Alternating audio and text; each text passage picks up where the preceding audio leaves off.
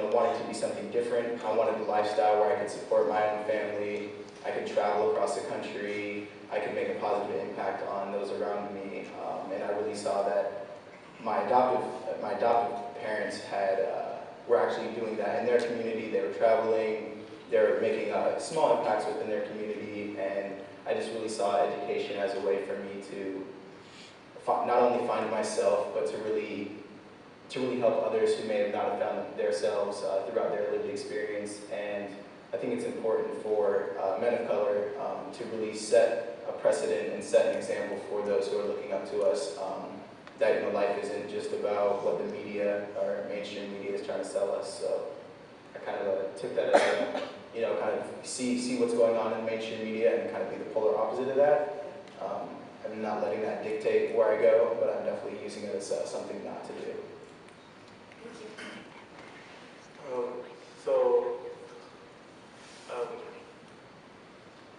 So like in my family, I have a mom and a dad. They didn't go to college at all.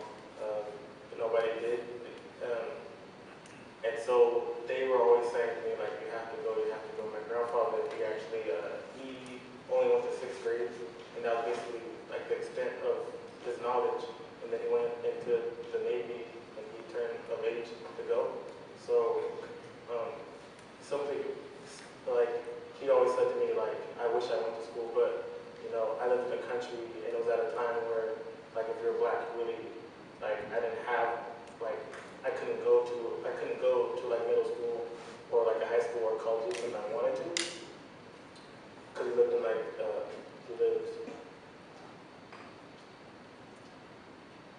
lived in the country area, just like he lived in the country part of town. So then when he passed away, he really instilled in me that I needed to go.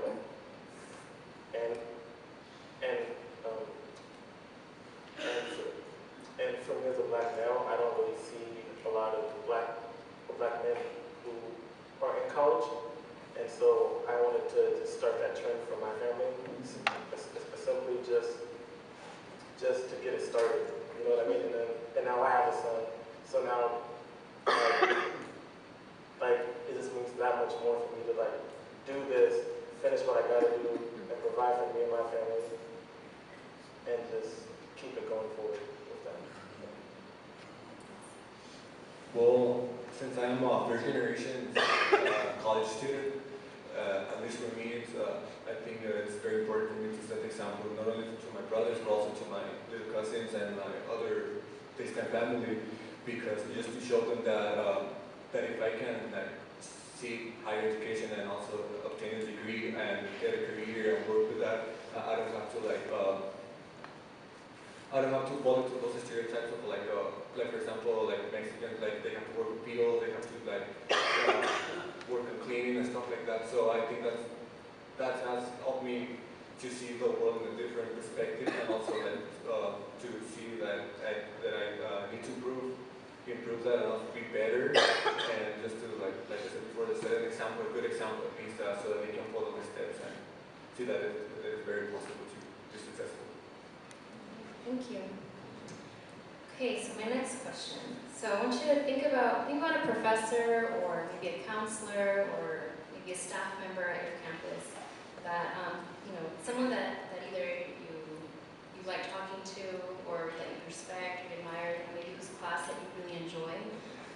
What is it about that person that has impacted your success, whether it be inside the classroom, outside the classroom, or even just personally?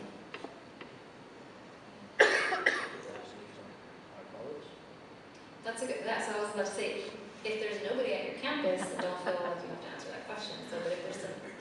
I mean, because at my campus, I haven't found that person yet. I mean, I've had teachers, some just, they come clock in for work, do what they believe. I've had some teachers who helped me out, understood where I was coming from. But the person that mostly, for me, that I still talk to today is one of my coaches from high school football. He's always told me, hey, education is the way to go. And, he still calls me up every now and then, and, oh, how are your grades? Stuff like that. Takes me out to dinner sometimes.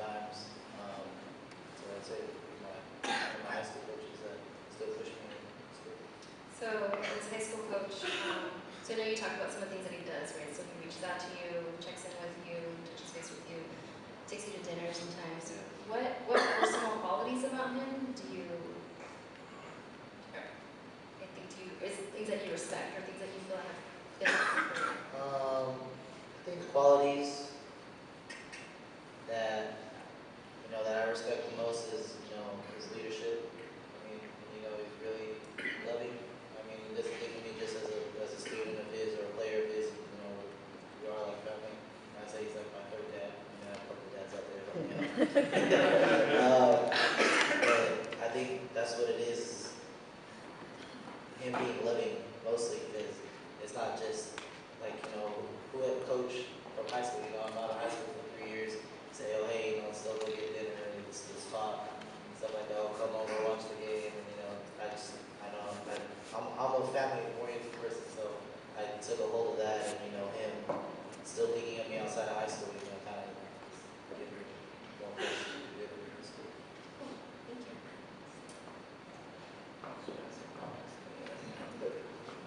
So for me, I would have to say that person would be Dr. Johnson, who coordinates the program at PCC. And among many of the qualities that he possesses that have been really helpful to me are his, he runs off principle, which I think is really important, especially in today's day and age, and especially for a young person like me, to really respect values and principles and personal integrity, and to really hold true to those.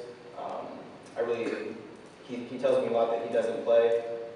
He's very, very serious. He doesn't play any games, and kind of holds me to a very high standard, which not only personally helps me, but research shows that holding your students to a high standard is one determinant and a factor that really pushes them forward.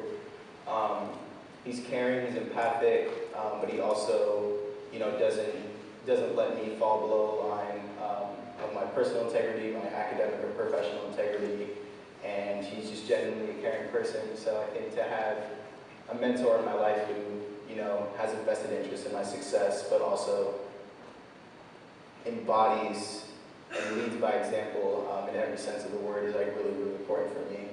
He's also introduced me to another person who is a mentor to me, Dr. Meeks, runs a similar program. So just having that support network there for me has been, absolutely invaluable, and I wouldn't be here today if it wasn't for those two. All right, so for me, at San Diego State, I started like last fall. So I was going through a lot of changes, and I took a full load of classes, and one class in particular I really could never really make because I always had a court because I'm a single father, so I had to go through, just had to go to court on Monday, always like on a Monday, and it always started as specifically at the time that I had class, and it was a Black Studies class, and so I would always meet with her, and I would always talk to her, kind of like, I feel really bad that I can't like stay in class right now, but I don't know if I can stay in your class just because I don't know if I can make all the days. And she said, well, like, I'll work it out with you, and we can kind of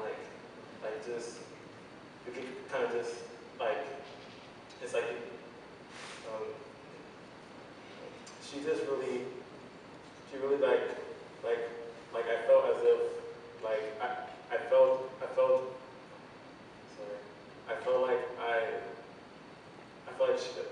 I felt like she understood exactly what I was going through, and she helped me out in a place where I wasn't even sure if I could stay in school right now just because I had a lot going on. But I just prayed to God. She helped me out a lot, and